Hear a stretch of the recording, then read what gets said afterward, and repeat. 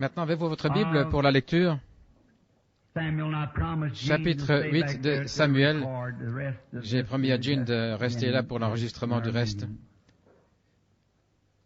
Le peuple refusa d'écouter la voix de Samuel. Et ils dirent, non,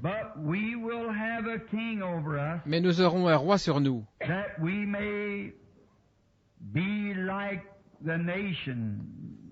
afin que nous soyons comme toutes les nations, et que notre roi nous juge. Il marchera à notre tête et conduira nos batailles. Samuel, après avoir entendu toutes ces paroles du peuple, les redit aux oreilles de l'Éternel. Et l'Éternel dit à Samuel, écoute leur voix et établis un roi sur eux. Et Samuel dit aux hommes d'Israël, allez-vous-en, chacun dans sa ville.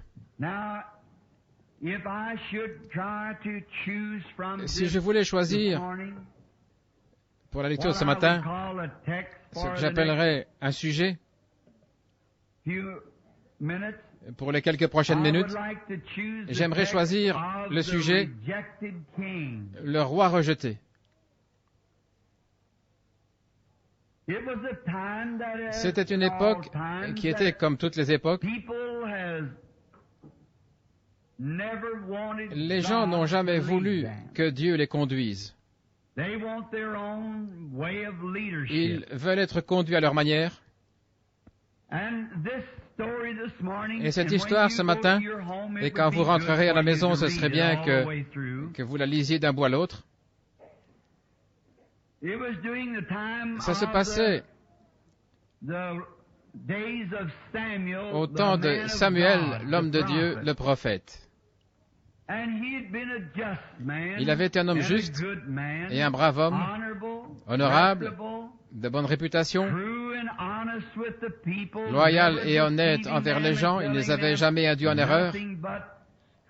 Il leur avait dit rien d'autre que « Ainsi dit le Seigneur ». Mais les gens étaient arrivés à un endroit où ils voulaient changer ce programme. Ils avaient observé les Philistins et les Amalécites, les Amoréens, les Hittiens et les autres nations du monde. Et ils avaient vu qu'eux avaient des rois qui régnaient sur eux et qui les gouvernaient et qui les guidaient, qui conduisaient leurs guerres et ainsi de suite. Et il semblait donc qu'Israël voulait prendre exemple sur ces rois-là, sur ces peuples-là.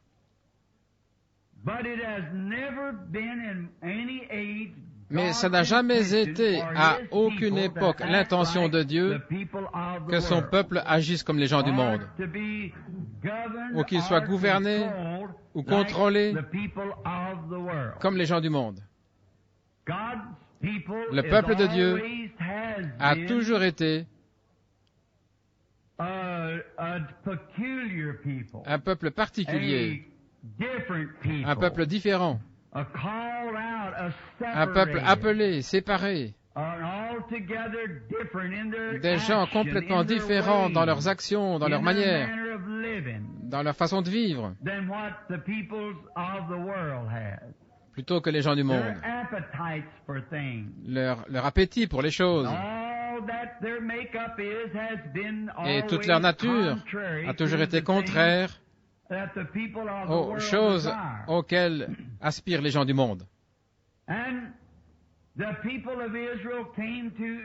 Et le peuple d'Israël est venu voir Samuel en disant, « Maintenant tu deviens vieux, et tes fils ne marchent pas sur tes traces, parce qu'ils n'étaient pas loyaux comme Samuel. Ils recevaient des présents, ils acceptaient de l'argent. Et ils ont dit, Samuel, tes garçons ne sont pas comme toi. Alors, nous voulons que tu ailles nous trouver un roi et que tu loignes et que tu fasses de nous un peuple comme les autres peuples du monde. Samuel a essayé de leur expliquer que ça ne marcherait pas. Il a dit, si vous faites ça, vous verrez avant longtemps, il fera sortir tous vos fils de votre maison, il en fera des soldats, pour qu'ils courent devant son char et qu'ils portent les armes et les lances. Pas seulement ça, mais il prendra vos filles pour en faire des boulangères, il vous les enlèvera pour nourrir l'armée. Et il a dit en plus de ça, il vous fera payer des taxes sur votre grain et sur tout votre revenu. Il taxera tout cela, ce qui créera des dettes gouvernementales et tout ce qu'il faudra rembourser. Il a dit, je pense vraiment que vous faites une erreur. Mais alors les gens ont dit,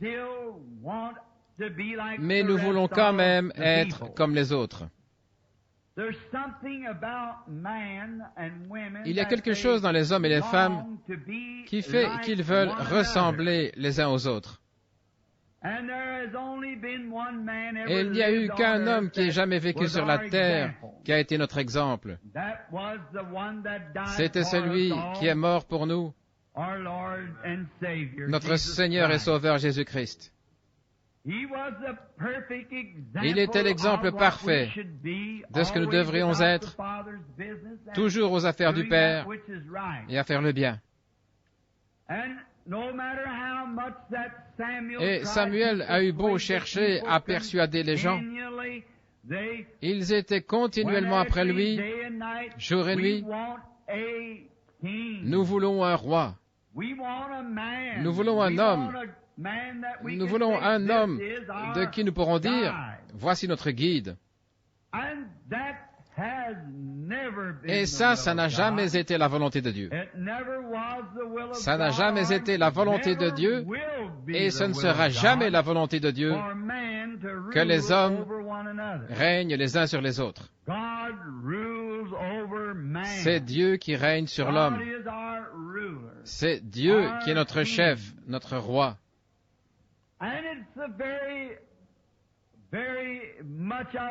Et c'est un parallèle vraiment très comparable à aujourd'hui, puisqu'il semble que l'homme ait encore cette même idée-là. Il ne semble pas être capable de saisir que Dieu est celui qui règne sur l'homme et non pas l'homme qui règne sur l'homme. Alors ils se sont choisis un homme du nom de Saül, qui était le fils de Kis. C'était un homme de bonne réputation, un homme honorable. Mais il faisait parfaitement l'affaire des gens. Parce que c'était un homme grand, imposant et d'une stature noble. Les Écritures disent qu'il dépassait d'une tête tous les hommes d'Israël. Il avait une allure royale et il était beau de figure. C'était un homme brillant, un homme extraordinaire. Et ça, c'est le genre d'homme que les gens aiment choisir aujourd'hui. On dirait que les gens ne sont pas satisfaits de la façon dont Dieu a établi son Église pour qu'elle soit gouvernée et contrôlée par le Saint-Esprit. Ils veulent que ce soit quelqu'un, un homme, une dénomination, certaines personnes qui gouvernent l'Église. Ils n'arrivent pas à s'abandonner complètement entre les mains de Dieu pour être spirituels, pour être conduits par le Saint-Esprit. Ils veulent que quelqu'un pratique leur religion à leur place, que quelqu'un leur dise exactement comment la pratiquer et tout le reste. Donc, cet homme semblait convenir parfaitement au poste parce que c'était un homme très intellectuel. Et ça ressemble beaucoup à ce qui se passe aujourd'hui. Nous aimons choisir des gens comme ça pour contrôler nos églises, pour contrôler l'Église de Dieu. Je n'ai rien à dire contre ça, mais je veux simplement faire un point. C'est que ce n'était pas, et ce ne sera jamais la volonté de Dieu que les choses se passent ainsi. C'est Dieu qui doit diriger son peuple, gouverner chaque individu. Nous voyons donc que ce fils de Kis, cet homme imposant avec sa stature, il semblait faire l'affaire des gens qui se disaient que le manteau lui irait très bien et la couronne sur sa tête, qu'il marcherait en dépassant tout le monde et qu'il serait un atout précieux pour le royaume d'Israël. Car les autres rois, les autres nations allaient penser, regardez quel homme! Il pourrait le montrer du doigt en disant, regardez, voyez quel grand roi nous avons! Regardez quel grand homme règne sur nous! Et c'est triste à dire, mais comme c'est vrai aujourd'hui avec l'Église, ils aiment dire, notre pasteur n'est pas un homme à l'esprit étroit, c'est un grand homme,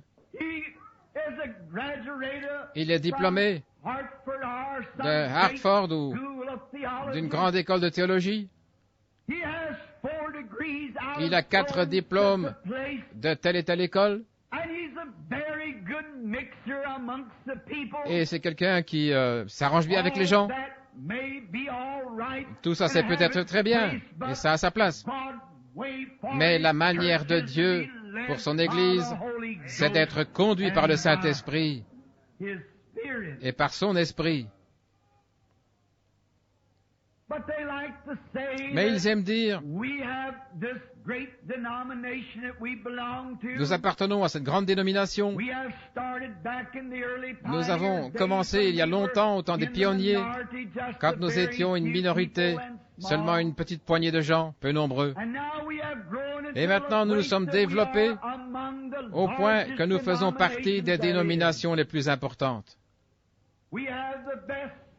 Nous avons les meilleures écoles et les prédicateurs les plus instruits. Nos gens sont les mieux habillés et les plus grands intellectuels de la ville font partie de notre dénomination. Et nous donnons aux œuvres de bienfaisance, nous faisons des bonnes œuvres et tout ça. Je n'ai pas un mot à dire, que Dieu me préserve de dire un seul mot contre cela. Tout ça c'est bon. Mais malgré tout, ce n'est pas la volonté de Dieu que l'homme règne sur l'homme. Dieu, le jour de la Pentecôte, a envoyé le Saint-Esprit pour qu'il règne dans le cœur de l'homme et qu'il règne dans sa vie. Il n'a pas été donné à l'homme de régner sur l'homme. Mais nous aimons parler comme ça. C'est quelque chose de formidable pour nous, de pouvoir dire que nous sommes membres d'une organisation aussi imposante. Êtes-vous chrétien? C'est de là que m'est venu ce sujet. Quand j'étais à l'hôpital et que je demandais à quelqu'un, êtes-vous chrétien? J'appartiens à telle et telle église. Est-ce que vous êtes chrétienne? Je suis membre de telle et telle église. Et une petite infirmière est venue à la tête du lit pendant que je lisais la Bible. C'était une nouvelle infirmière et elle a dit « Bonjour, je crois que vous êtes le révérend Branham. Vous êtes ici pour un examen médical ?» J'ai dit « Oui, c'est bien ça. » Et elle a dit « Est-ce que je peux vous frictionner le dos pour vous rafraîchir un petit peu avec de l'alcool ?» Et j'ai dit, oui, vous pouvez le faire. Et pendant qu'elle me frictionnait le dos, elle a dit, de quelle dénomination d'église faites-vous partie? Et j'ai dit, oh, je fais partie de la dénomination la plus ancienne qu'il y ait. Et elle a dit, de quelle dénomination est-ce? Et j'ai dit, c'est celle qui a été organisée avant que le monde ait été fondé. Oh, elle a dit, je ne pense pas que je connaisse. Elle a dit, moi je fais partie de telle église. Est-ce que c'est cette organisation? J'ai dit, non, madame. Celle-là, ça fait seulement 200 ans, mais cette organisation dont je parle, elle a commencé quand les étoiles du matin chantaient ensemble et que les fils de Dieu poussaient des cris de joie. Quand ils ont vu la venue d'un sauveur pour racheter l'humanité. Et là, elle a arrêté de me frictionner le dos. Je m'étais tourné un peu comme ceci pour que la dame puisse me frictionner. Elle était près de Corydon, pas loin d'ici. Nous sommes mis à parler et elle a dit, « Monsieur, j'ai toujours cru que si Dieu a jamais été Dieu, il est encore Dieu aujourd'hui, tout comme il l'était autrefois. » Elle a dit, bien que mon Église refuse carrément d'admettre ça, moi je crois que c'est la vérité. Et j'ai dit, vous n'êtes pas loin du royaume de Dieu, jeune femme. Elle a dit, s'il n'a jamais été un guérisseur, n'est-il pas encore un guérisseur? Et j'ai dit, il l'est très certainement, ma sœur. Mais l'homme veut régner sur l'homme, et l'homme veut que ce soit l'homme qui règne sur lui. Il ne veut pas que ce soit Dieu qui règne. Donc ce fils de Kish, du nom de Saül, répondait parfaitement à leur attente. Ce grand homme imposant, oh, il pourrait vraiment être à leur tête dans les combats et tout. Mais il reste que ce n'était pas la façon de Dieu de faire. Dieu voulait que ce soit son vieux prophète, fidèle, qui les dirige et qui leur annonce sa parole. Or aujourd'hui, dans ce grand âge de l'Église où nous vivons, nous avons, c'est ce que je pense de tout mon cœur, nous avons fait exactement vice-versa, le contraire de ce que Dieu nous avait prescrit de faire. Les dernières paroles de notre Sauveur, dans Marc 16, il a dit, « Allez par tout le monde et prêchez la bonne nouvelle à toute la création. Celui qui croira et sera baptisé sera sauvé. Celui qui ne croira pas sera condamné. Et ces signes suivront ceux qui croient. En mon nom, ils chasseront les démons. Ils parleront de nouvelles langues. S'ils saisissent des serpents ou boivent des breuvages mortels, ça ne leur fera pas de mal. Et s'ils imposent les mains aux malades, ils seront guéris. Il n'y a aucun homme, il n'y a aucun fils de Kish, ni personne d'autre qui puisse produire ces choses sans la conduite du Saint-Esprit. Mais nous avons construit des écoles, nous avons construit des séminaires et des organisations pour satisfaire et pour ressembler au reste du monde.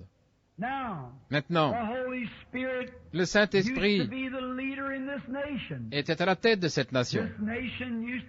Cette nation était gouvernée quand ils ont rédigé la déclaration d'indépendance et qu'il y avait une chaise de plus là-bas. Il n'y a pas le moindre doute dans mon esprit que le Fils de Dieu était assis à cette table. Quand cette nation a été fondée sur les principes de la liberté de religion et de la liberté pour tous,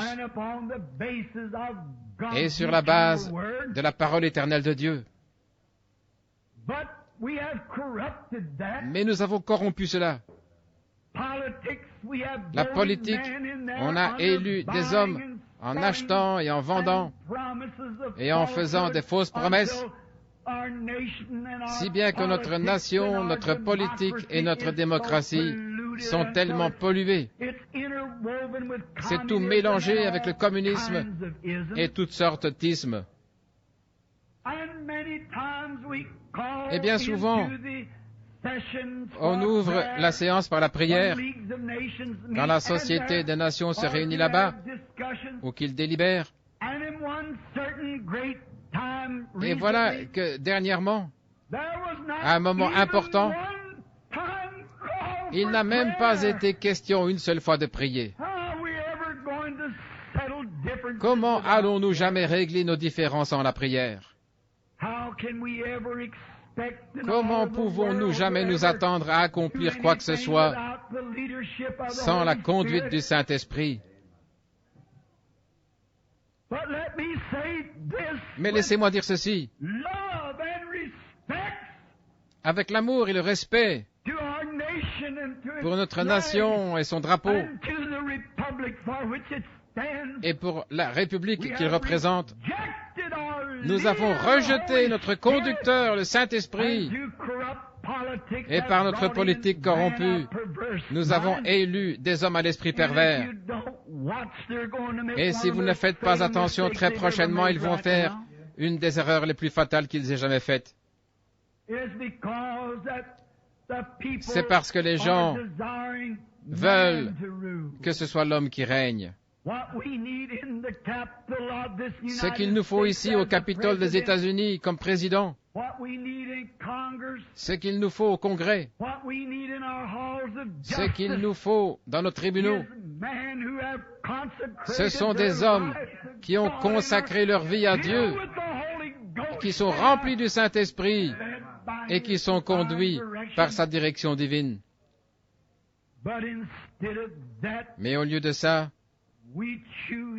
nous choisissons des hommes intellectuels, des hommes qui ont une forme de piété, mais qui renient la puissance de Dieu, des hommes qui sont des athées, et parfois même pire que ça. Voilà ceux que nous avons placés dans les sphères de notre politique nationale. Et pas seulement ça, mais aussi dans nos églises. Nos églises se sont corrompues. C'est parce que quand le moment est venu pour nous de choisir les bergers qui allaient nous conduire, nous nous sommes tournés vers les séminaires et nous avons sélectionné des hommes qui sont des grands géants intellectuels, des hommes brillants dans leur esprit, des hommes qui ont beaucoup appris et qui savent traiter avec les gens, des gens importants dans leur quartier, je n'ai rien à dire contre cela. Des hommes qui sont gentils dans leur manière, qui surveillent leur façon de vivre et comment ils se comportent avec les autres hommes et avec les gens. De grands hommes dans leur domaine et dont je n'ai aucun mal à dire et que Dieu me préserve d'avoir l'esprit malveillant. Mais malgré tout, ce n'est pas ce que Dieu a choisi pour nous. C'est la conduite du Saint-Esprit, Christ dans le cœur de l'homme. Beaucoup de ces hommes intellectuels qui se tiennent derrière la chair nient la réelle existence du Saint-Esprit. Beaucoup d'entre eux nient l'existence de la guérison divine et de la puissance de l'Esprit. Hier, je lisais un article, je pense, une série d'articles de journaux sur Jack Coe. Jack Coe qui est décédé, un de mes convertis au Seigneur Jésus, qui était un vaillant héros à son époque et qui avait reçu un mandat de comparution en Floride pour avoir demandé à un jeune enfant d'enlever l'appareil orthopédique qu'il portait aux jambes et de marcher sur l'estrade. L'enfant l'avait fait, il avait marché normalement sur l'estrade, puis il est tombé en arrivant à sa mère. Tout cela n'étant qu'une machination de l'ennemi de Christ. Cette jeune femme et son mari ont amené notre noble frère devant les tribunaux du pays. Et alors que toutes les églises auraient dû soutenir frère Jack, alors que tous les hommes d'église qui citent le nom de Jésus-Christ auraient dû se ranger à ses côtés, que tout homme qui invoque le nom du Seigneur Jésus aurait dû tomber à genoux dans la prière. Mais au lieu de ça, ce qui faisait les gros titres dans les journaux, une de nos grandes dénominations disait qu'elle se joignait aux athées pour demander que frère Jack Coe soit condamné. Pouvez-vous imaginer une église qui se donne le nom de Christ, qui se joigne à un athée pour condamner un homme rempli de piété et qui essaye de tout son cœur de prendre position pour la Bible. Mais c'est ce qu'ils ont fait. Et alors frère Gordon Lindsay est venu à la rescousse, et quand le juge incrédule a dit « Cet homme est un imposteur parce qu'il a fait enlever l'appareil orthopédique à l'enfant et qu'il l'a fait traverser la plateforme en déclarant qu'il était guéri. Et il a menti et il est allé à l'encontre des ordres du médecin. En conséquence, il est accusé d'avoir commis une fraude. » Et M. Coe s'est levé et il a dit « Monsieur, je conteste cette déclaration. Dieu a guéri ce garçon. » Et le juge a dit « Je demande à tout homme qui se trouve dans ce tribunal, s'il y a une possibilité que la déclaration suivante soit vraie, que Dieu ait pu guérir ce garçon à un bout de l'estrade et permettre qu'il soit malade à l'autre bout, si cette déclaration peut être prouvée par la Bible, alors je dirais que M. Coe est en droit d'affirmer cela. » Et un prédicateur a levé la main en disant « Votre honneur, puis-je présenter cet argument ?» Et le juge dit « Allez-y. » Et le prédicateur s'est levé et il a dit « C'était une nuit au milieu d'une mer déchaînée, une petite barque était sur le point de couler. Il n'y avait plus aucun espoir de survie. Ils ont vu Jésus, le Fils de Dieu, venir en marchant sur les eaux. Et un des apôtres du nom de Pierre a dit « Si c'est toi, Seigneur, ordonne que j'aille vers toi sur les eaux. » Il a dit, le Seigneur a dit à l'apôtre Pierre « Viens. » Alors il est sorti de la barque, monsieur, et il a marché sur les eaux aussi bien que Jésus. Mais quand il a eu peur, il a commencé à s'enfoncer avant d'arriver à Jésus. Le juge a dit l'affaire est classée.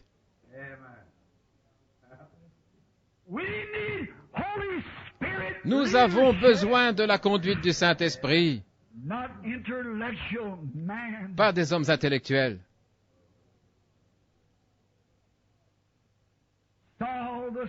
Saül, le fils de Kis, a donc été établi comme capitaine, comme chef sur le peuple.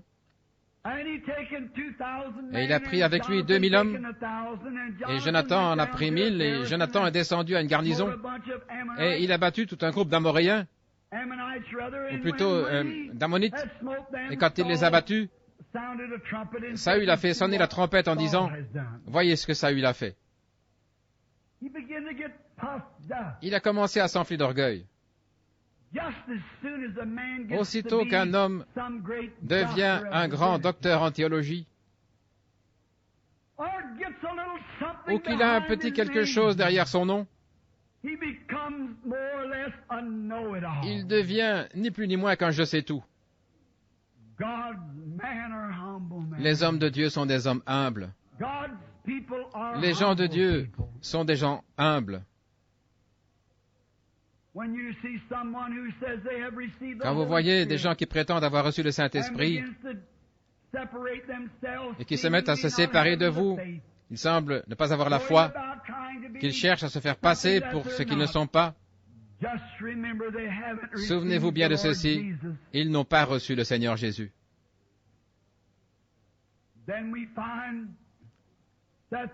Ensuite, nous voyons que l'ennemi est arrivé, qu'il allait attaquer le peuple de Dieu, un petit groupe d'entre eux, et qu'il allait arracher l'œil droit de tous les hommes. Voilà ce que l'ennemi essaie toujours de faire, de leur arracher les deux yeux si possible, pour que les gens ne puissent pas voir ce qu'ils font.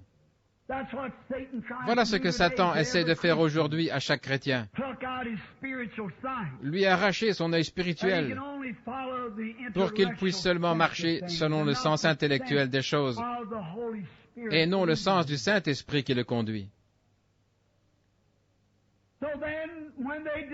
Et donc, quand ils ont fait ça, qu'ils ont subi cette grande défaite, Saül a coupé 2 grands bœufs en morceaux et il en a envoyé à tout le peuple. Et je voudrais vous faire remarquer ceci. Quand Saül a envoyé ces morceaux de bœuf à tout Israël, il a dit, « Quiconque ne marchera pas à la suite de Samuel et de Saül, qu'il soit comme ce bœuf. » Voyez-vous l'imposture qu'il a voulu donner l'impression qu'il marchait avec l'homme de Dieu?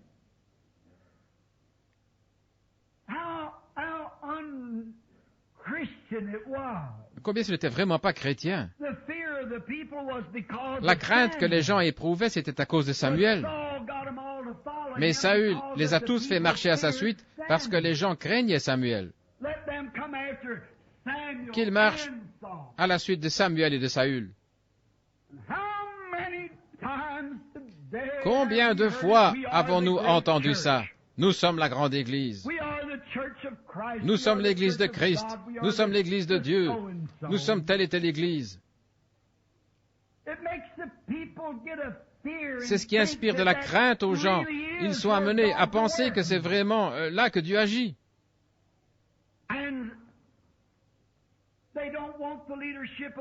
Et ils ne veulent pas la conduite du Saint-Esprit. Ils préfèrent suivre un homme comme ça parce qu'ils aiment vivre leur propre vie individuelle. Ils aiment croire ce qu'ils veulent croire. Voyez-vous que c'est le Saint-Esprit qui est notre juge. Dieu ne nous a jamais donné un pape ou un évêque ou qui que ce soit pour être un juge. C'est le Saint-Esprit, la personne de Dieu, sous la forme du Saint-Esprit, qui est notre juge et notre guide. Alors pourquoi ces choses? Veuillez me pardonner pour cette expression un peu rude. Je ne veux pas être méchant. Je le dis par amour.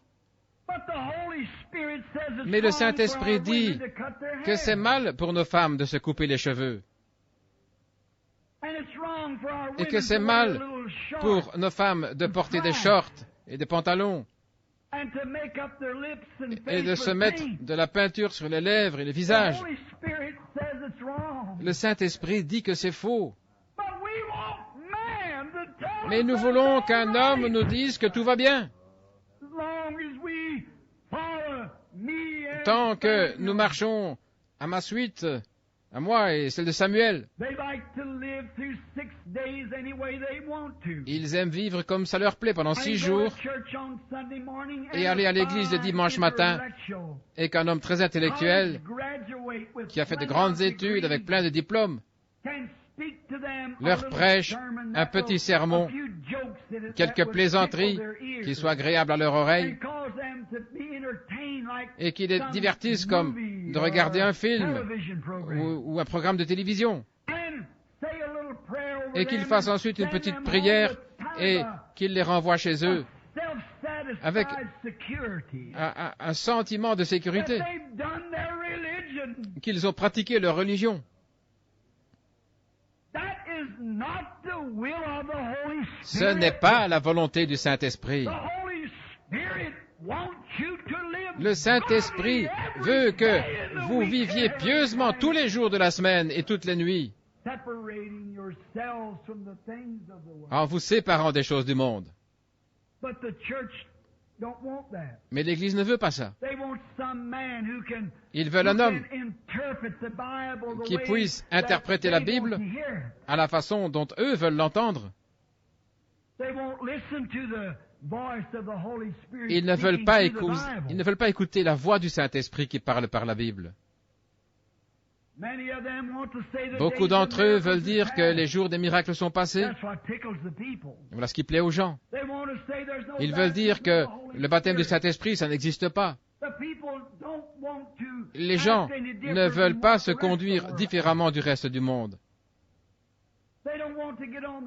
Ils ne veulent pas sortir dans la rue avec le visage lavé et les hommes avec une apparence soignée, pas de cigarettes au bec, pas de cigarettes au bec, pas de cigares, de pipes et toutes ces choses que font les hommes et les femmes qui veulent avoir les cheveux coupés, courts et qui portent des courtes robes et montrer leur forme et tout.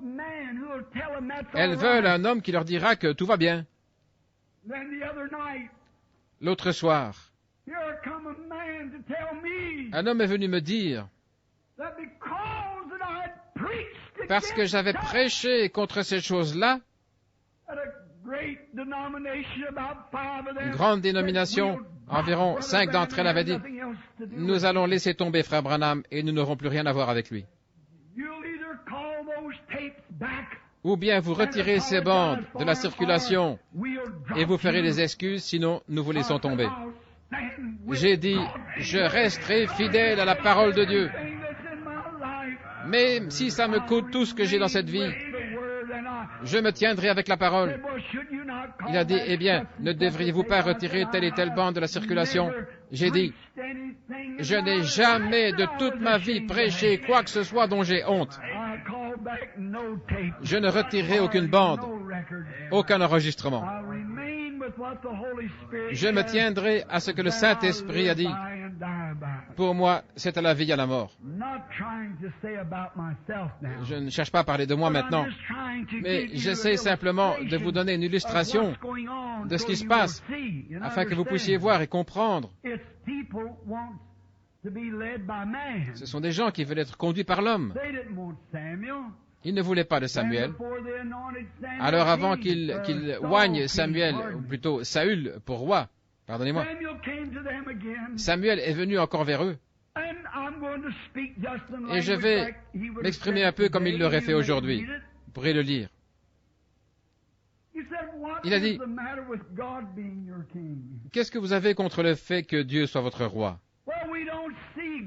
Eh bien, nous ne voyons pas Dieu. Eh bien, je suis son représentant. Samuel a dit, vous ai-je déjà dit quelque chose de faux? Ai-je déjà prophétisé quelque chose qui ne se soit pas accompli exactement comme je l'avais dit? Ne vous ai-je pas annoncé la parole du Seigneur? Et je vous demanderai ceci, suis-je déjà venu vous réclamer de l'argent? Vous ai-je déjà soutiré quoi que ce soit? Vous ai-je déjà apporté autre chose que « Ainsi dit le Seigneur » et Dieu l'a confirmé chaque fois que c'était la vérité. Et il a envoyé les tonnerres et la pluie, vous connaissez le passage des Écritures, pour prouver que Samuel était la bouche de Dieu.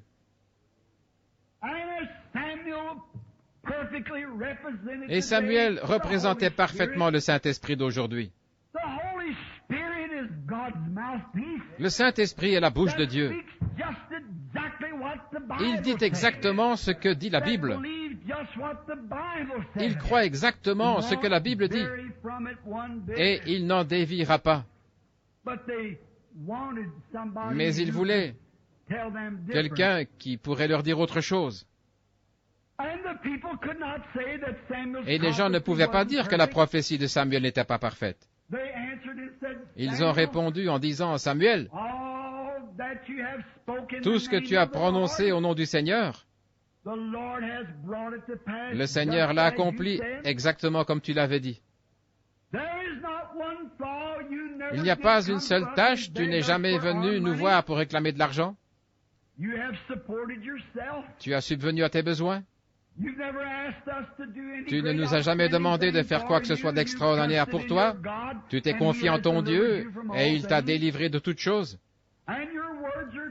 Et tes paroles sont vraies, tout ce que tu as prononcé au nom du Seigneur, c'est accompli exactement comme tu l'as dit. Mais malgré tout, nous voulons un roi. Pouvez-vous voir cette discorde? Pouvez-vous voir la ruse du diable, comment il peut agir sur un être humain? Au lieu de s'abandonner lui-même ou elle-même au Saint-Esprit et d'écouter le ainsi dit le Seigneur pour une vie pure, un caractère non souillé, pour une vie différente, pour être un peuple à part, une nation sainte, un peuple au comportement bizarre.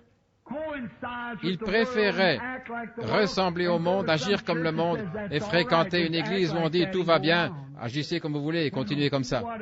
Pouvez-vous voir ce qui se passe? Ils disent, la guérison divine, ça n'existe pas. Oh, le baptême du Saint-Esprit, c'était la charpente de l'église. Autrement dit, Dieu a pris des hommes, il a enlevé le Saint-Esprit de l'église et il a laissé la dénomination le soin de bâtir. Jamais, jamais. Il n'y a pas une telle chose. C'est le Saint-Esprit, la parole de la vérité qui devait vous conduire jusqu'à ce que Jésus vienne. Mais c'est comme ça que ça s'est passé. Saül est arrivé au pouvoir. Il a eu beaucoup de gens qui le suivaient.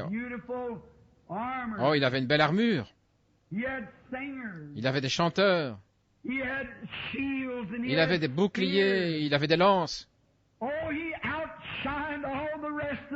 il éclipsait toutes les autres nations. Et il les a amenés dans une démocratie qui surpassait tout ce qu'on n'avait jamais vu. Et c'est exactement ce que nos dénominations et nos églises ont fait aujourd'hui.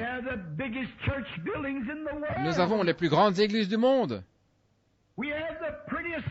Nous avons les gens les mieux habillés au monde. Nous avons les plus grands diplômes qu'on peut décerner. Exactement comme les hommes de Saül. Ils avaient reçu une formation et ils pouvaient prendre la lance, ils pouvaient la brandir et la manœuvrer. C'était des gens qui étaient formés. Mais un jour, un temps est venu où quelqu'un s'est présenté pour les défier.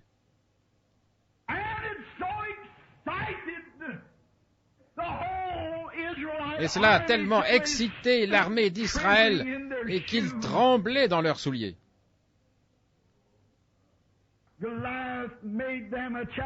Goliath leur a lancé un défi. Si votre Dieu est ce que vous dites, que vous êtes les mieux formés, et il les a défiés. Et ils ne savaient pas quoi faire. Leurs belles armures bien polies, ça ne ferait pas l'affaire, leur lance, ça ne marcherait pas. Il se passait quelque chose dont ils ne savaient rien. Et c'est avec toute révérence et respect pieux, honneur, dignité, amour et dans la communion fraternelle chrétienne que je dis ceci. J'ai lu l'autre jour dans un journal africain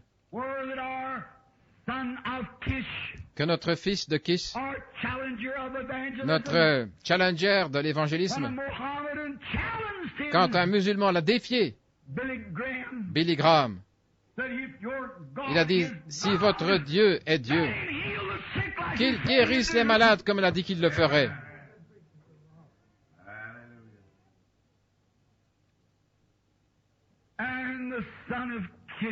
Et le fils de Kish, avec le reste de l'armée, ils se sont tus et ont quitté le pays vaincu. C'est une disgrâce. Notre Dieu est Dieu. Nous avons nos bonnes églises, nous avons notre bel évangélisme, nous avons nos chanteurs rémunérés, nous avons les meilleures chorales, les flèches les plus hautes du pays, nous avons les meilleurs hommes parmi les plus fortunés, nous avons les intellectuels, nous sommes à la fine pointe de la théologie, nous pouvons prêcher, nous pouvons l'annoncer, nous pouvons évangéliser et faire entrer des gens, des millions de convertis tous les ans dans notre église. Nos chanteurs rémunérés, notre évangélisme intellectuel ne sait pas comment relever un défi comme celui-là. Ils n'en connaissaient rien. Ils ne connaissaient rien de sa puissance de guérison, du baptême du Saint-Esprit, d'une puissance qui peut s'emparer d'un homme qui se meurt du cancer et qui n'est plus que l'ombre de lui-même, et le libérer. Ils n'en connaissent rien. Ils n'ont reçu aucune formation dans ce domaine, tout comme Saül et son groupe formé par l'homme. Mais laissez-moi dire au peuple de Dieu et à vous, ses enfants, pour que vous sachiez que Dieu ne vous laisse jamais sans témoin. Saül n'était pas au courant. Saül n'en savait rien. Dieu avait un petit David quelque part derrière la colline qui ne nourrissait pas les brebis de mauvaises herbes ecclésiastiques. Il les conduisait près des eaux paisibles et dans les verts pâturages.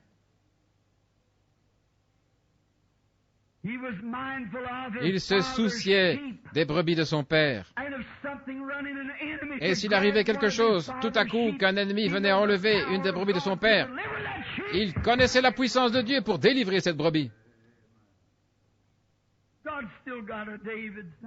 Dieu a encore un David quelque part, qui sait ce que c'est de délivrer une des brebis de Dieu par la puissance de Dieu. Il s'y connaît encore. Il s'est confié. Il ne connaissait rien de l'armure de Saül et il ne voulait pas l'avoir non plus. Il ne voulait rien avoir avec leur dénomination. Il ne voulait pas de cette vieille armure. Il a dit, je ne connais rien de ces choses. Mais laissez-moi aller avec la puissance que je connais.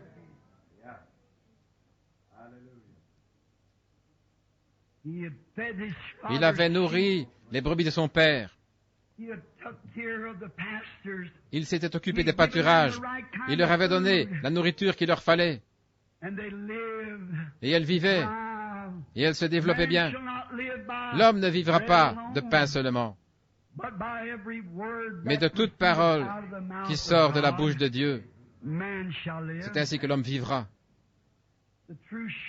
Le vrai berger le nourrit de Jésus-Christ le même, hier, aujourd'hui et pour toujours. Et si l'ennemi s'empare de l'une d'elles par la maladie, il connaît la puissance de Dieu. Regardez le petit David, il s'est tenu là. On lui disait, ce gars-là, c'est un guerrier de naissance. Et dès sa jeunesse, tout ce qu'il a connu, c'est une lance et une armure. Il a une solide formation, c'est un théologien. Et toi, tu ne sais rien de ces choses. Il a dit, oui, c'est vrai, monsieur. Je ne sais rien de sa formation théologique. Mais il y a une chose que je connais.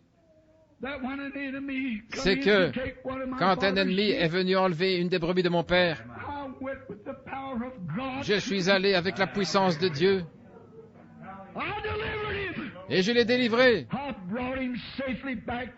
Je l'ai ramené en sûreté. Elle a retrouvé la santé. Je l'ai ramené vers les verts pâturages et les eaux paisibles. Et le Dieu qui a délivré le lion entre mes mains Je l'ai tué quand il a enlevé une des brebis. Et il m'a aussi permis de tuer l'ours. Alors le Dieu du ciel ira aussi avec moi pour tuer ce Philistin circoncis. Nous avons besoin de la conduite du Saint-Esprit.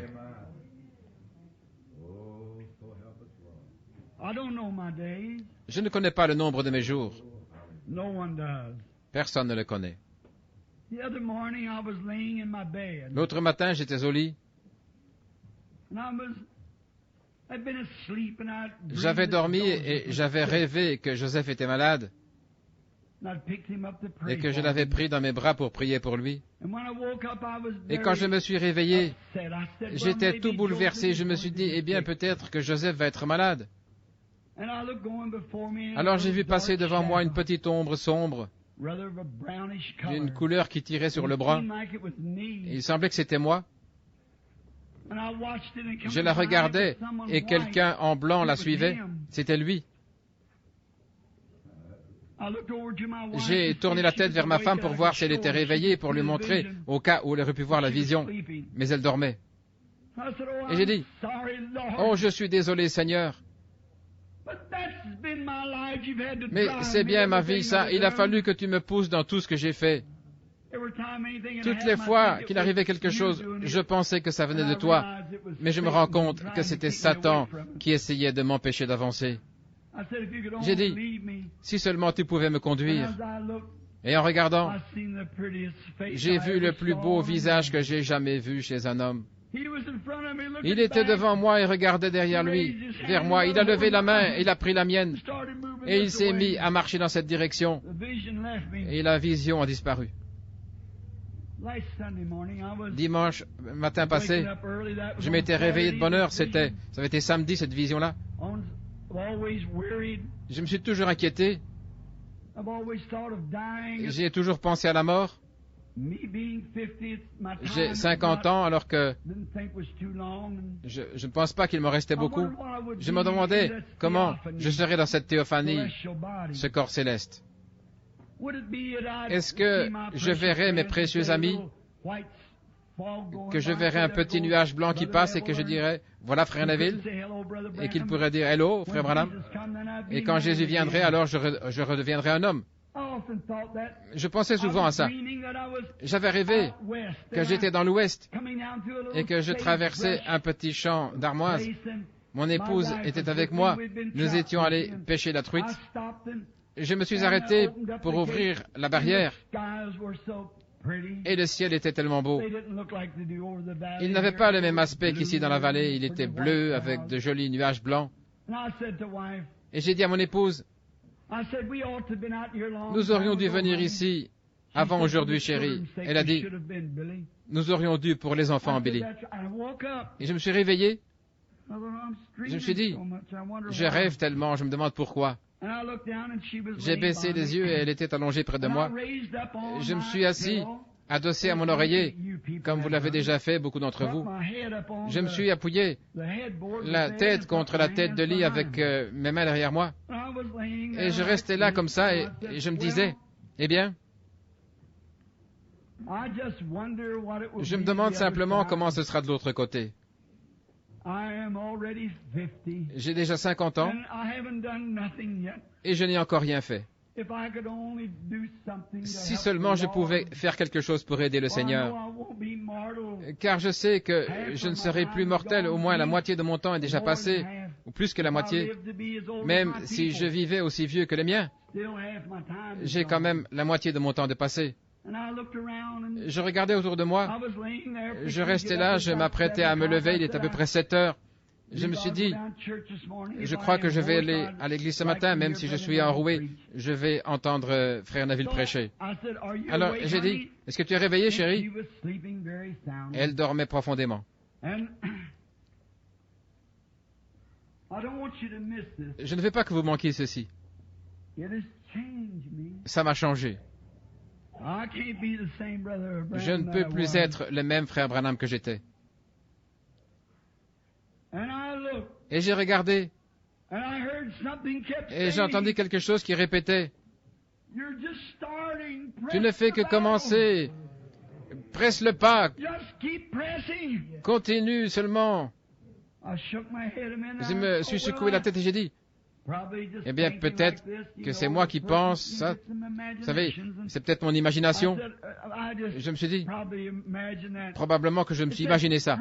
Ça disait, continue le combat, continue à avancer, continue à avancer. Et je dis, c'est peut-être moi qui ai dit ça.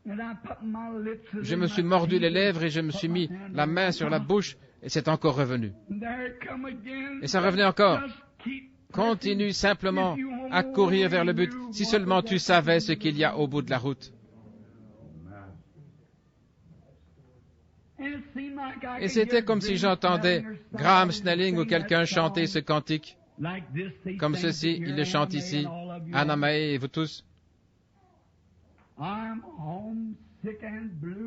J'ai le mal du pays, le cafard, et je veux voir Jésus. Et j'aimerais entendre les cloches du port, le doux carillonnement qui éclairerait mon sentier, qui ferait disparaître toutes mes craintes. Seigneur, laisse-moi regarder de l'autre côté du rideau du temps. Vous avez entendu cela chanter à l'église. Et j'ai entendu une voix qui disait, « Aimerais-tu voir juste au-delà du rideau ?» Et j'ai dit, « Ça m'aiderait tellement. » Alors j'ai regardé et au bout d'un moment, je me suis retrouvé dans un petit endroit en pente. J'ai regardé derrière moi et j'étais étendu sur le lit. Et je me suis dit, ça c'est étrange. Maintenant, je ne voudrais pas que vous répétiez ceci. Ceci c'est pour mon église, ou mes brebis dont je suis le pasteur. Si j'étais dans mon corps ou hors de mon corps, ou si c'était un enlèvement, je ne sais pas. C'est comme aucune vision que j'ai déjà eue. Je pouvais regarder là-bas et je pouvais regarder ici. Et quand je suis arrivé dans ce petit endroit, jamais je n'ai vu autant de gens. Ils couraient vers moi en criant, « Oh, notre précieux frère !» Je regardais, et des jeunes femmes, peut-être au début de la vingtaine, de 18 à 20 ans, elles me lançaient les bras autour du cou et criaient, « Notre précieux frère !» Et voilà des jeunes hommes, dans toute la splendeur de la jeunesse, les yeux étincelants, semblables à des étoiles dans une nuit sombre, leurs dents blanches comme des perles. Ils criaient et ils m'étreignaient en criant, « Oh, notre précieux frère !» Je me suis arrêté et j'ai regardé, j'étais jeune. Je me suis retourné pour regarder mon vieux corps étendu là, les mains derrière la tête. Et j'ai dit, je ne comprends pas. Et ces jeunes femmes me sautaient au cou. Maintenant, je me rends bien compte que ceci est un auditoire mixte. Et je dis ceci avec la délicatesse et la douceur de l'esprit.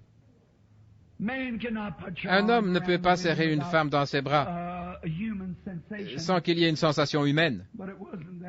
Mais là, il n'y en avait pas. Il n'y avait pas d'hier, pas de demain. Ils ne se fatiguaient pas. Je n'avais jamais vu d'aussi jolies femmes de toute ma vie.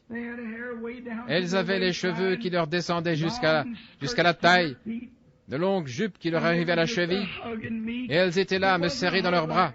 Elles ne me serraient pas comme ma propre sœur qui est assise là. Elles ne m'embrassaient pas et je ne les embrassais pas. C'était quelque chose. Je n'ai pas le vocabulaire, je n'ai pas les mots pour l'exprimer. Perfection, ce n'est pas à la hauteur. Superbe, ce n'est pas à la hauteur non plus. C'était quelque chose. Vous devriez simplement être là, c'est tout.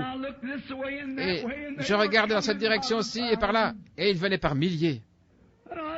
Et j'ai dit, je ne comprends pas. J'ai dit, et puis voilà Hope. C'était ma première femme. Elle a accouru et elle n'a pas dit mon mari. Elle a dit mon précieux frère. Elle m'a serré dans les bras. Et après, une autre femme qui m'avait serré dans ses bras était là. Et Hope a serré cette femme-là dans ses bras. Et chacune, alors je me suis dit, oh, il faut qu'il y ait quelque chose de différent ici. C'est impossible. Je me suis dit, est-ce qu'il faut que je retourne dans cette vieille carcasse? Je regardais de tous les côtés, je me disais, qu'est-ce que c'est? Et je regardais vraiment bien. Et j'ai dit, je ne comprends pas. Mais Hope semblait être comme une invitée d'honneur.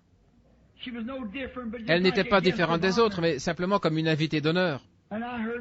Et alors j'ai entendu une voix, celle qui m'avait parlé dans la chambre en disant, ceci est ce que tu as prêché, le Saint-Esprit.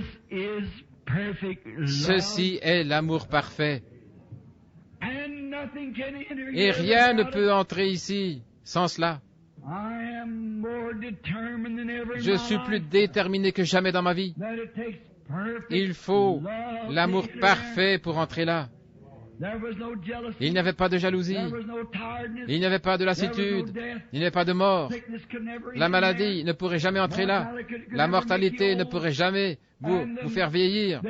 Et eux, ils ne pouvaient pas pleurer. Il n'y avait que de la joie, oh mon précieux frère. Et ils m'ont pris et ils m'ont placé à un endroit très haut. Et je pensais, je ne rêve pas en me retournant. Je pouvais voir mon corps étendu là sur le lit. Et ils m'ont placé là-haut et j'ai dit, oh, je ne devrais pas être assis ici. Et voilà que des femmes et des hommes, dans la fleur de l'âge, arrivaient de deux côtés en criant. Et une femme qui était là s'était écriée, oh, mon précieux frère. Oh, nous sommes tellement heureux de te voir ici. J'ai dit, je ne comprends pas. Et alors cette voix qui parlait au-dessus de moi dit, tu sais, il est écrit dans la Bible que les prophètes étaient recueillis auprès des leurs. Et j'ai dit, oui, je me souviens d'avoir lu ça dans les Écritures. Mais ceci, c'est le moment où tu seras recueilli auprès des tiens. Alors j'ai dit, alors ils seront réels. Et je pourrai les toucher. Oh oui. Mais il y en a des millions. Il n'y a pas autant de Branham. Et cette voix a dit, ce ne sont pas des Branham. Ce sont tes convertis. Ce sont ceux que tu as conduits au Seigneur. Il a dit, certaines de ces femmes que tu trouves si ravissantes avaient plus de 90 ans quand tu les as conduites au Seigneur. Ce n'est pas étonnant qu'elles crient, notre précieux frère. Et tous se sont écriés ensemble, ils ont dit, si tu n'avais pas accepté d'y aller, nous ne serions pas ici. J'ai regardé autour de moi et j'ai pensé, mais je ne saisis pas. J'ai dit, où est Jésus? J'ai tellement envie de le voir. Ils ont dit, il est juste un peu plus haut, là, dans cette direction.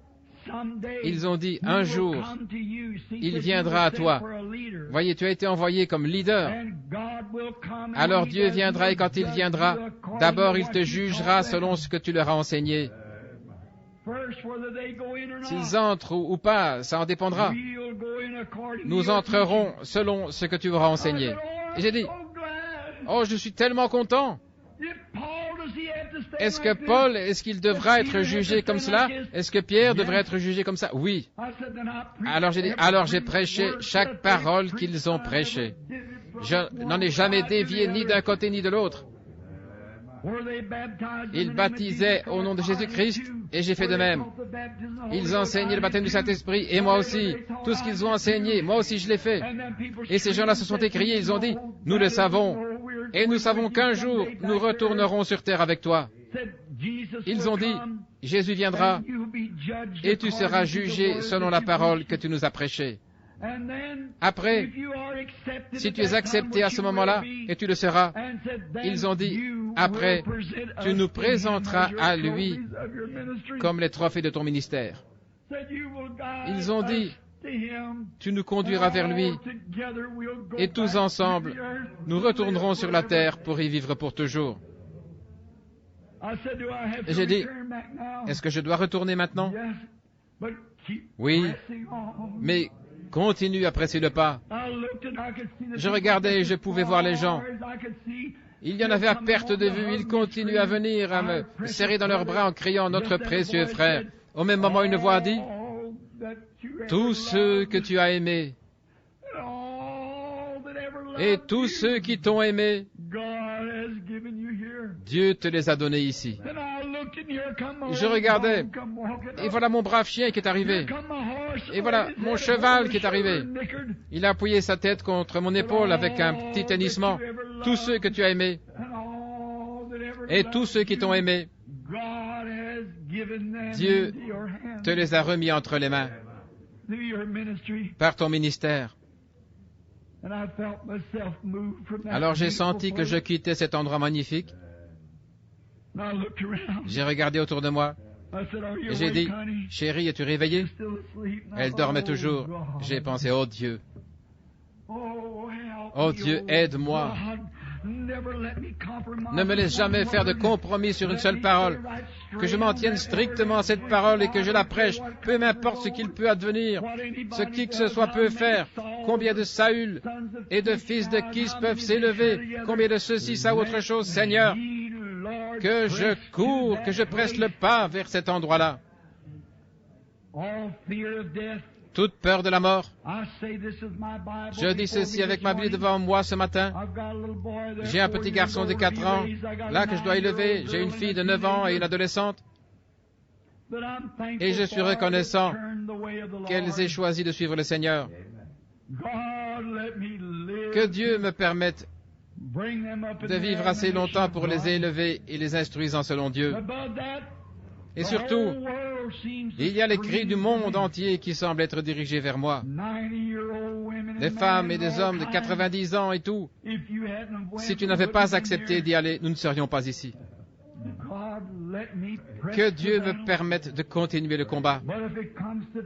Mais pour ce qui est de la mort, je n'ai plus. Ce serait une joie. Ce serait un plaisir de quitter cette corruption et cette disgrâce pour entrer là. Si je pouvais former là-bas à 100 milliards de miles de haut, un bloc carré, et ce serait l'amour parfait. Et à chaque pas dans cette direction-ci, il y aurait un rétrécissement jusqu'à ce que nous arrivions où nous sommes en ce moment. Ce ne serait qu'une simple ombre de corruption. Ce petit quelque chose qui nous fait pressentir, entrevoir qu'il y a quelque chose quelque part, nous ne savons pas ce que c'est. Oh, mes précieux amis, mes bien-aimés, mes chéris dans l'Évangile, mes enfants que j'ai engendrés pour Dieu, écoutez-moi votre pasteur. Si seulement il y avait un moyen pour moi de vous l'expliquer. Il n'y a pas de mots, je ne pourrais les trouver, ils ne se trouvent nulle part. Mais juste au-delà du dernier souffle se trouve la chose la plus glorieuse que vous ayez jamais. Il n'y a pas moyen de l'expliquer, il n'y a pas moyen, je ne peux vraiment pas. Mais quoi que vous fassiez, mon ami, mettez tout le reste de côté jusqu'à ce que vous ayez l'amour parfait. Arrivez-en au point d'aimer tout le monde, tous les ennemis et tout le reste. Une seule visite là-bas a fait de moi un homme changé. Je ne pourrai jamais, jamais, jamais plus être le même frère Branham que j'étais. Que les avions soient secoués, qu'ils les éclairent, que les espions braquent une arme sur moi, quoi que ce soit, ça n'a aucune importance. Je vais continuer le combat par la grâce de Dieu, car j'ai prêché l'Évangile à toutes les créatures et à toutes les personnes que je peux, en cherchant à les amener dans ce beau pays là-bas. L'entreprise peut sembler ardue, elle peut demander beaucoup d'efforts. Je ne sais pas combien de temps encore, nous ne savons pas. De manière physique, d'après mon examen l'autre jour, on m'a dit, il vous reste 25 bonnes années de vie, rude, vous êtes robuste. Ça m'a aidé. Mais, oh, ce n'était pas ça. Ce n'est pas ça. C'est quelque chose à l'intérieur ici. Il faut que ce corps corruptible revête l'incorruptibilité, que ce corps mortel revête l'immortalité. Des fils de qui seront beaux s'élever. Toutes leurs bonnes œuvres, je n'ai pas de mal à dire contre cela. Ils donnent aux pauvres et aux œuvres de bienfaisance. Souvenez-vous, Samuel a dit à Saül, « Toi aussi tu prophétiseras. » Et beaucoup de ces hommes-là sont des très puissants prédicateurs qui peuvent prêcher la parole comme des archanges. Mais il reste que ce n'était pas la volonté de Dieu. C'est Dieu qui devait être leur roi. Alors, frères et sœurs, que ce soit le Saint-Esprit qui vous conduise. Courbons la tête un instant.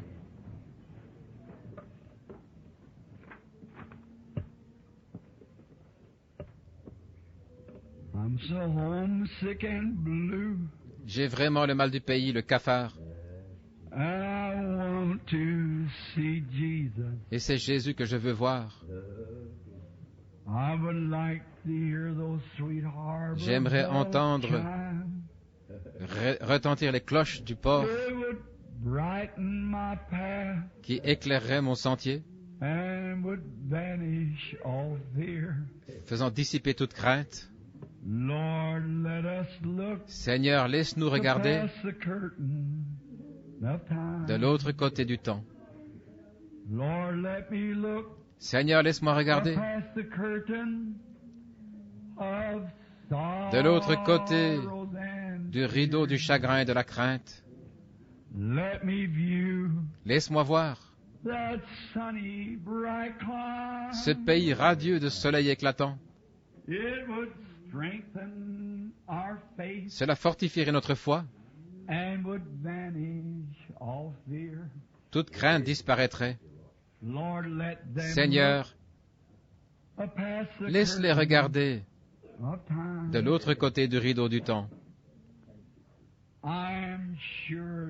Je suis convaincu, Seigneur, que si cette petite église ce matin pouvait seulement regarder de l'autre côté du rideau, aucune affliction parmi eux, il ne pourrait jamais y en avoir. Aucune maladie, rien d'autre que la perfection.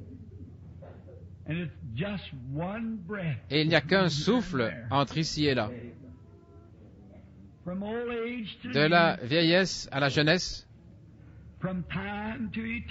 du temps à l'éternité, des tracas de demain et du chagrin d'hier, au temps présent de l'éternité, dans la perfection. Je te prie, ô Dieu, de bénir toutes les personnes qui sont ici. S'il y en a ici, Seigneur, qui ne te connaissent pas de cette manière-là, dans l'amour, et vraiment, Père, rien ne peut entrer dans ce lieu saint si on n'a pas ce genre d'amour.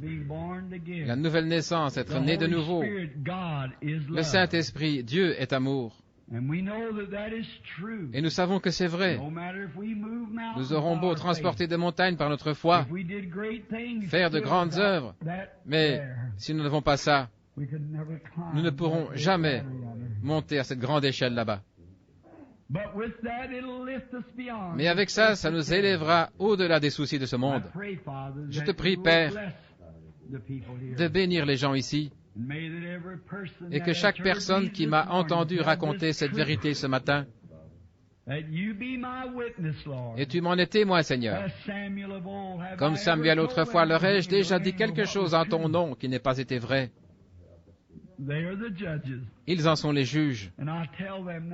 Et je leur dis maintenant, Seigneur, que tu m'as emmené dans ce pays-là. Tu sais que c'est vrai. Et maintenant, Père, s'il y en a qui ne te connaissent pas, que ce soit maintenant l'heure où ils diront, Seigneur, place en moi la volonté d'être ta volonté. Accorde-le, Père. Et maintenant, avec la tête inclinée, voulez-vous lever la main en disant, priez pour moi, frère Branham. La volonté de Dieu en moi.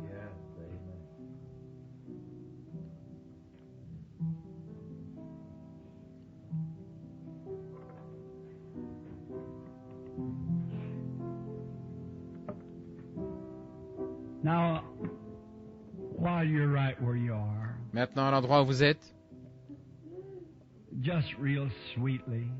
avec beaucoup de douceur. Pourquoi ne pas dire au Père, ô Dieu, dans mon cœur,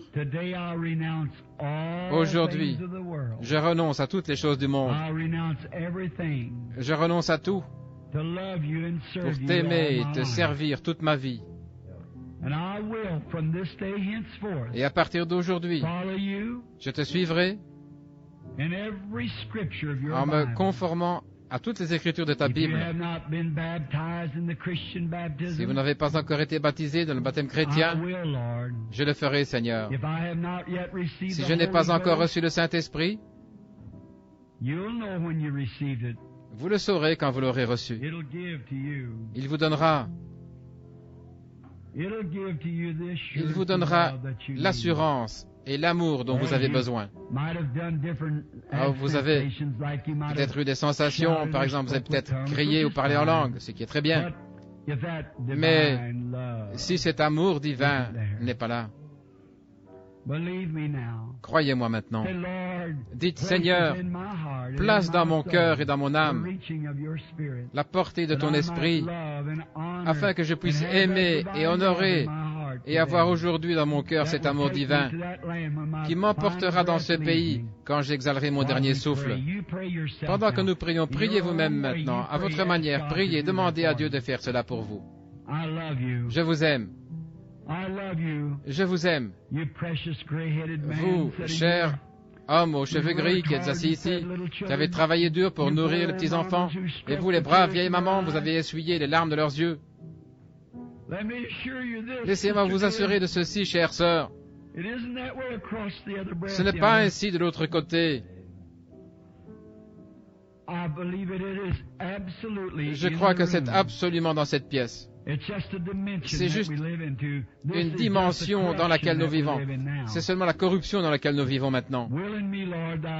Mais en moi, Seigneur, la volonté d'être selon ta volonté. Priez pendant que nous prions ensemble.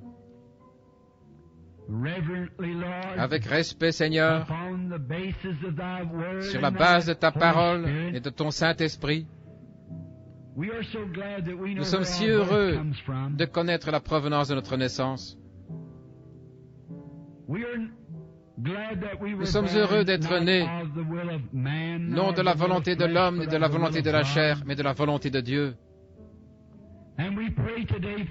Et nous prions aujourd'hui, Père, pour ceux qui demandent maintenant la grâce de ton pardon, que ton esprit fasse cette œuvre, Seigneur. Il n'y a aucun moyen pour moi de le faire. Je suis simplement un homme, un autre fils de Kis. Mais nous avons besoin de toi, le Saint-Esprit. Oh Dieu, que je sois comme Samuel, quelqu'un qui annonce la vérité de la parole. Et tu l'as confirmé jusqu'ici. Et je crois que tu continueras à le faire aussi longtemps que je reste fidèle. Puissent-ils tous recevoir la vie éternelle maintenant, Père? Que ce jour soit ineffaçable pour eux, et quand viendra l'heure de quitter ce monde, puisse ce que je viens de leur dire maintenant devenir une réalité. Nous sommes assis ici en tant que mortels aujourd'hui, à regarder notre montre, à penser à notre dîner, au travail demain. Pensez aux soucis et aux labeurs de la vie, mais il n'y en aura plus à ce moment-là. Tout cela disparaîtra. Il n'y aura plus de soucis, mais une grande joie pour l'éternité. Donne-leur ce genre de vie, Père, à tous. Et voici ce que je te demande, Père. C'est que chaque personne qui est ici ce matin, qui m'a entendu raconter cette vision, que je puisse rencontrer chacune d'elles de l'autre côté. Bien qu'il y ait peut-être des hommes qui ne soient pas d'accord avec moi et des femmes aussi. Mais Père, que cela ne se tienne jamais dans notre chemin. Puissions-nous les rencontrer là-bas alors qu'ils courront eux aussi, alors que nous étreindrons en criant notre précieux frère. Que cela se passe comme cela m'a été montré, Seigneur, pour chacun d'eux. tous ceux que j'ai aimés et tous ceux qui m'ont aimé. Je prie que cela soit ainsi, Seigneur, et je les aime tous, qu'ils soient présents, Père. Je leur offre maintenant la vie éternelle. Puissent-ils faire leur part pour l'accepter, car je le demande dans le nom de Jésus. Amen.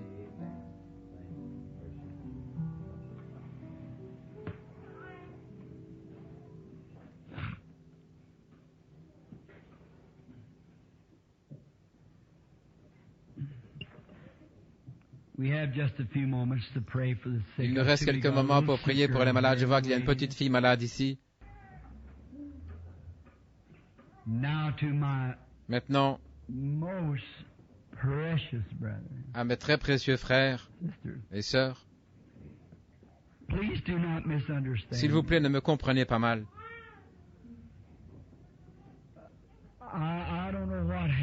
Je ne sais pas ce qui s'est passé.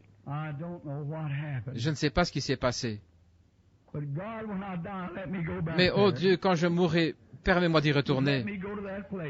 Laisse-moi aller dans cet endroit-là, c'est tout ce que je veux être. Peu importe où c'était, c'est là que je veux être. Je ne cherche pas à être un Paul qui a été ravi jusqu'au 3e ciel. C'est pas ça que je dis. Je crois qu'il a seulement voulu m'encourager. Il a voulu me donner un petit quelque chose pour me pousser à continuer à avancer dans mon nouveau ministère qui vient.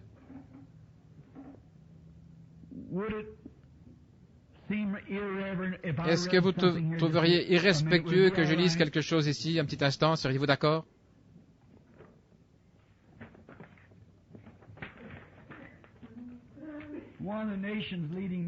L'un des plus importants magazines du pays, Billy Graham. Le docteur Billy Graham reçoit une invitation de l'islam. En première page de Afrikaans Times du 15 février 1960, l'auteur de cet article, qui était un musulman et mahométan, est d'avis que les miracles devraient accompagner la prédication de l'évangile de Christ, le même hier, aujourd'hui et pour toujours. Nous citons: c'est ce que Christ a promis à ses disciples quand il a dit: celui qui croit en moi, les œuvres que j'ai faites, il les fera aussi, et même de plus grandes. L'Église a-t-elle déjà fait les œuvres, les attributs de Christ, de la Bible? Le peut-elle aujourd'hui? Se trouve-t-il un personnage de marque de l'Église qui puisse accomplir ne serait-ce que la moitié des miracles accomplis par Christ, sans parler des œuvres plus grandes? Vous, une personnalité, un défenseur du christianisme, pouvez-vous ramener les morts à la vie? Pouvez-vous marcher sur les eaux? Pouvez-vous guérir les malades et redonner la vue aux aveugles? Ces choses ne sont-elles pas conformes à l'ère mentionnée plus haut et proposée par les Mahométans, ou parce que Christ, les disciples ont donné comme preuve, selon les affirmations qu'on peut trouver dans votre croyance? Il est clair que l'article de ce musulman est cousu de déclarations inexactes. Il discrédite ce musulman. Seulement, il avait raison. Et voici ce qu'ils ont déclaré. La meilleure réponse quand on a lu la Bible et qu'on connaît le Coran ne soutient pas, n'a pas soutenu la comparaison. La prétention selon laquelle le mahométisme surpasserait et devancerait le christianisme est absolument bombastique, ampoulé, c'est quelque chose d'ampoulé, imaginaire. L'auteur a toutefois touché un point vital en mentionnant que les miracles doivent se trouver dans l'Église. Mais ici encore, nous doutons de la sincérité de l'auteur. En effet, qui pourrait montrer du doigt? Qui pourrait contester les miracles qui ont été faits par le révérend William Branham devant les musulmans de l'Afrique du Sud, alors que 10 000 d'entre eux ont reçu Christ comme leur sauveur?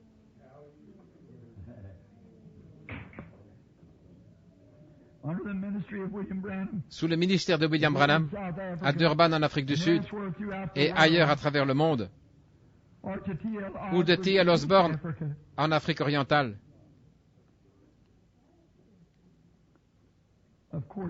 Bien sûr, nous soutenons Billy Graham à 100%.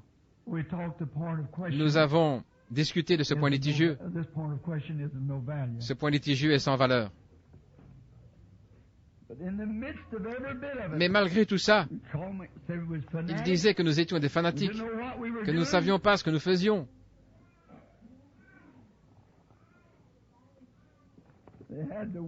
Ils ont été forcés de témoigner dans leur propre journal que Dieu l'a fait de toute manière. Dieu est Dieu aujourd'hui tout autant qu'il n'a jamais été. Vous ne pensez peut-être pas qu'il n'y croit pas, qu'il ne le voit pas. Ce n'est pas quelque chose de caché, ce n'est pas quelque chose qu'on fait dans un coin. Des centaines de milliers de gens étaient là à regarder ça. Quand ils ont vu ce pauvre garçon infirme s'avancer et le Saint-Esprit lui parler de sa vie et tout et ce qui est arrivé, et de voir 10 000 musulmans se prosterner la face contre terre et accepter Jésus-Christ comme leur sauveur personnel. Nous avons encore des T.L. Osborne et tout qui donnent encore de la nourriture aux brebis. Je pense que frère Osborne n'est pas encore allé parmi les musulmans, eux qui prétendent avoir une telle prédominance. Mais nous avons encore un Dieu qui peut délivrer la brebis du lion, qui peut délivrer la brebis de l'ours. Et ça m'a fait du bien de voir qu'ils ont été forcés de l'écrire, de le reconnaître. Ils pensent que non, ils s'éloignent, ils y tournent le dos en disant « Ah, ce jour-là, c'est du passé ». Les musulmans disent « Ah, toute la Bible, là, c'est du passé ». Vous êtes complètement dans l'erreur. Vous adorez un homme qui est mort, dont le nom était Jésus et qui est mort il y a bien des années, et qu'il soit ressuscité, ça c'est faux. Mais ils ne pouvaient pas dire ça à la réunion de Durban. Il était là à faire la même chose que ce qu'il avait fait. Il leur a prouvé. Maintenant, même les dénominations sont forcées de revenir. La personne qui m'avait écrit pour me dire qu'il me faudrait me rétracter sur mon enseignement de la Bible, c'est cette même personne qui a été forcée d'écrire ça dans leur journal. Dieu va les obliger à le louer quand même, de toute façon, c'est exact. Il va les obliger à le louer de toute manière. Il y a une petite fille malade ici. C'est votre enfant? Quel est son problème, sœur? Pardon? Une hémorragie cérébrale.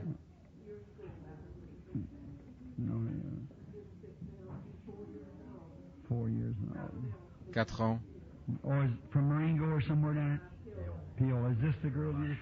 Cette petite fille.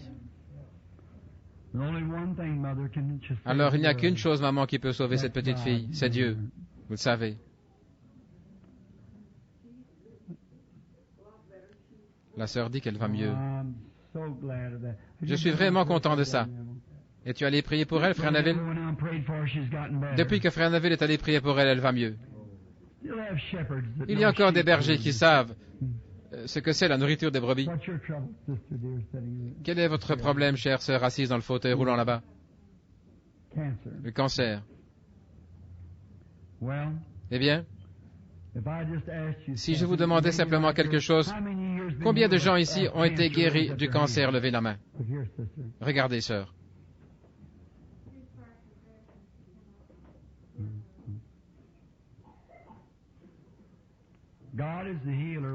C'est Dieu qui guérit, nous savons ça. Si je vous disais que je peux descendre dans l'auditoire et débarrasser cette petite fille de cette hémorragie et la guérir, je vous dirais quelque chose de faux, ou que je peux débarrasser cette femme du cancer. Mais je sais une chose. Un jour, il y avait un ours, un cancer, une tumeur, une cécité et même la mort qui avait enlevé quelques-unes des brebis de Dieu. Je me suis avancé avec la puissance de Dieu et je l'ai tué et j'ai ramené cette brebis. C'est exact. Aujourd'hui, nous nous avançons, non pas avec une telle grande chose, je m'avance avec une petite fronde toute simple, la prière. C'est elle qui va la ramener. Vous croyez ça, n'est-ce pas, sœur? Vous le croyez aussi, n'est-ce pas? Combien d'entre vous le croient dans leur cœur maintenant? Courbez la tête alors que je vais prier.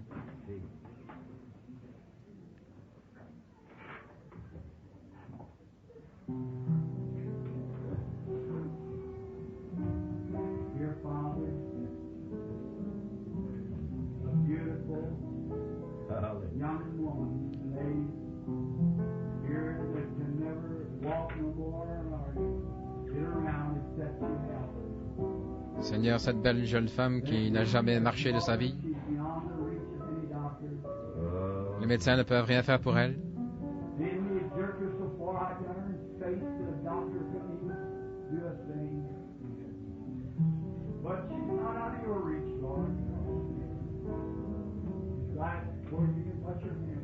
Que tu peux la toucher, Seigneur.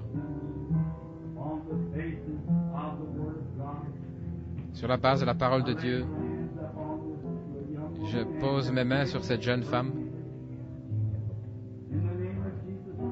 Dans le nom de Jésus-Christ. Je la rappelle à être une jeune femme normale.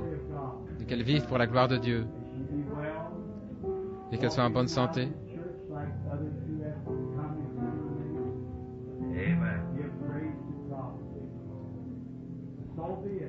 Qu'il en soit ainsi, par Jésus-Christ.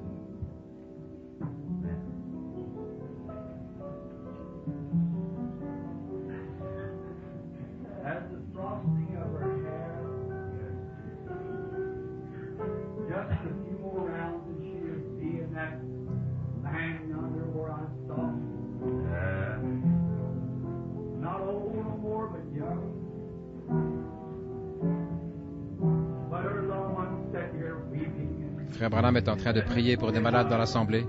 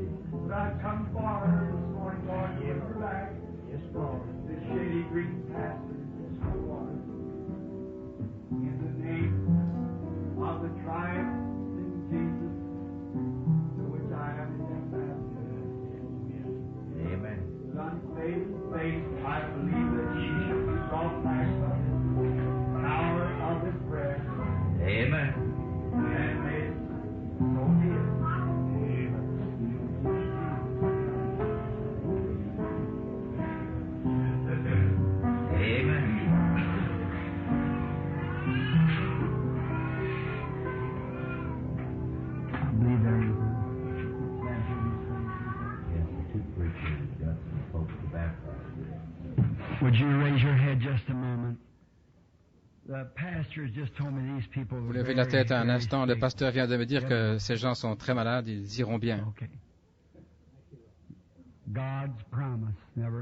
La promesse de Dieu ne faillit jamais.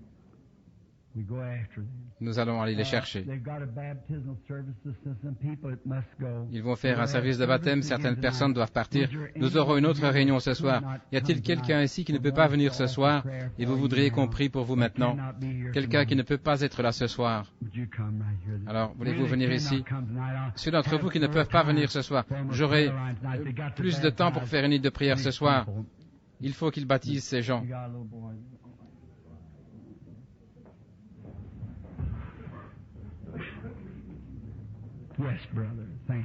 Oui, frère, merci. Vous n'avez pas d'objection à ce que je lise ça plus tard? Maintenant, si vous voulez seulement nous donner encore 1 ou 2 minutes, ensuite nous aurons le service de baptême. Je sais que vous voudriez voir cela.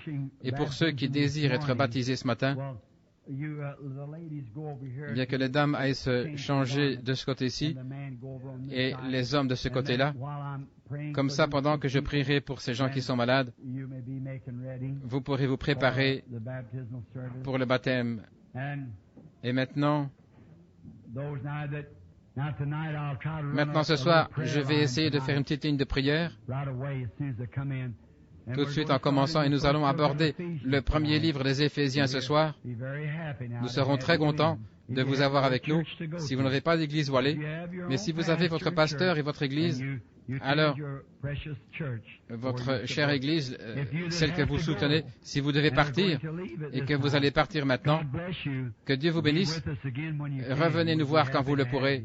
Nous serons contents de vous avoir avec nous.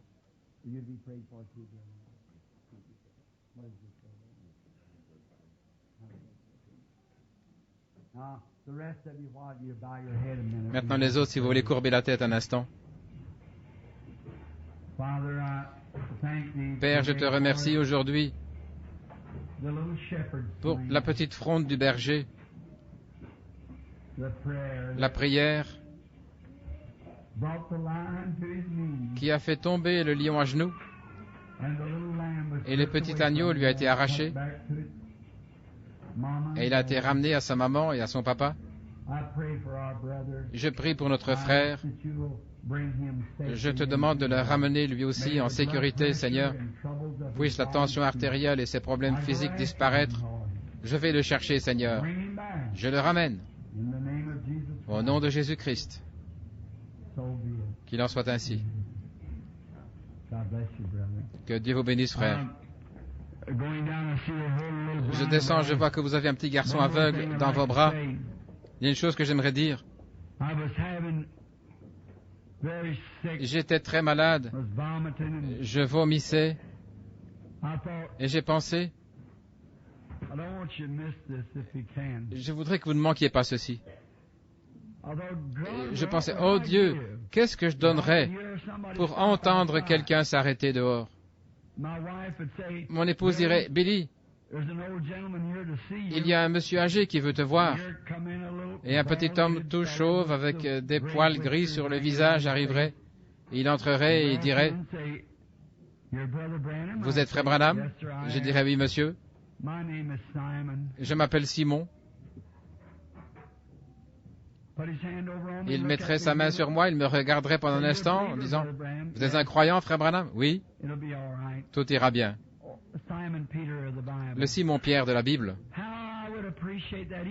Combien apprécierait cela, même s'il n'y a pas grand-chose à dire. Il n'aurait qu'à imposer sa main sur moi et tout irait bien. Et alors, voici ce qui m'est venu à l'esprit. Avec l'aide de Dieu et la grâce de Dieu, il y a des dizaines de milliers de gens qui croiraient la même chose si moi je venais à eux. Alors j'ai pensé, Seigneur, permets-moi d'aller vers tous ceux que je peux dans ce cas. Permets-moi seulement, je me disais que si Simon ou Paul ou quelques-uns pouvaient entrer en disant, vous êtes frère Branham? Oui. Ils imposeraient leurs mains sur moi, ils me regarderaient en disant, très bien frère Branham. Et ils repartiraient tout simplement. Je serais guéri. Tout irait bien.